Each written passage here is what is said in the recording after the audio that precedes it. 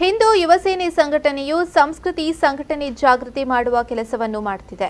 ಹಿಂದೂ ಯುವ ಸೇನೆ ದೇವಸ್ಥಾನ, ದೈವ ದೇವರುಗಳ ಜೀರ್ಣೋದ್ಧಾರ, ಬ್ರಹ್ಮಕಲಶದ ಕಾರ್ಯ ಹಾಗೂ ಸಮಾಜ ಸೇವೆಯ ಮೂಲಕ ಹಿಂದೂ ಸಂಘಟನಾ ಕಾರ್ಯಕರ್ತರು ದುಡಿಯುತ್ತಿದ್ದಾರೆ.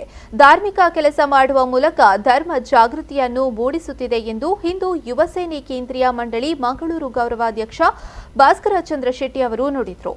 ಅವರು ಸುರತ್ಕಲ್ನಲ್ಲಿ ಜರುಗಿದ ಹಿಂದೂ ಯುವ ಸೇನೆ ಓಂಕಾರ ಘಟಕ ಹಾಗೂ ಓಂಕಾರ ಮಹಿಳಾ ಘಟಕ ಸುರತ್ಕಲ್ ಇದರ ಆಶ್ರಯದಲ್ಲಿ ತಾರೀಖು 15ರಂದು ಆದಿತ್ಯವಾರದಂದು ಜರುಗುವ ಪಣಂಬೂರು ಕಾಂತೇರಿ ಧೂಮಾವತಿ ದೇವಸ್ಥಾನ ಸುರತ್ಕಲ್ನಿಂದ ಕಟೀಲು ಶ್ರೀ ದುರ್ಗಾ ಪರಮೇಶ್ವರಿ ದೇವಸ್ಥಾನಕ್ಕೆ ಸಕಲ ಕಷ್ಟ ನಿವಾರಣೆಗೆ ಲೋಕ ಕಲ್ಯಾಣಾರ್ಥ ಧರ್ಮ ರಕ್ಷಣೆಗಾಗಿ 2ನೇ ವರ್ಷದ ಧರ್ಮ ಜಾಗೃತಿ ನಡೆ ಪಾದಯಾತ್ರೆ ಕುರಿತು ಪತ್ರಿಕಾಗೋಷ್ಠಿಯಲ್ಲಿ ಮಾತನಾಡಿದರು.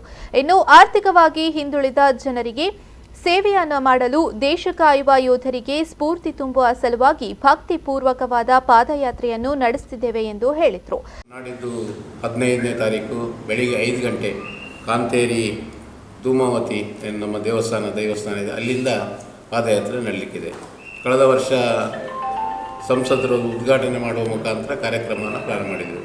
ಈ ವರ್ಷವೂ ಸಂಸದರಾದ ನಳಿನ್ ಕುಮಾರ್ ಕಟೀಲ್ ಅವರು, ನಮ್ಮ ಕ್ಷೇತ್ರದ ಶಾಸಕರಾದ ಭರತ್ ಶೆಟ್ಟರವರು, ಹಾಗೆ ಹಿಂದೂ ಯೋಜನೆ ಎಲ್ಲ ಪದಾಧಿಕಾರಿಗಳು ಮತ್ತು ಬೇರೆ ಬೇರೆ ಮತ್ತು ನಮ್ಮ ಕಟೀಲ್ನ ಧರ್ಮದರ್ಶಿಗಳಾದ ಹಸರಣ್ಣವರು, ಈಗ ಎಲ್ಲ ಧಾರ್ಮಿಕ ಮುಖಂಡರು ಸೇರಿಕೊಂಡು ನಾಡಿದ್ದು 15ನೇ ತಾರೀಕು ಬೆಳಿಗ್ಗೆ 5 ಗಂಟೆಗೆ ಅಲ್ಲಿಯ ನಮ್ಮ ದೇವಸ್ಥಾನ ಕಾಂತೇರಿ ದೇವಸ್ಥಾನದಿಂದ ಪಾದಯಾತ್ರೆ ಹೊರಡಲಿಕ್ಕಿದ್ದೀವಿ.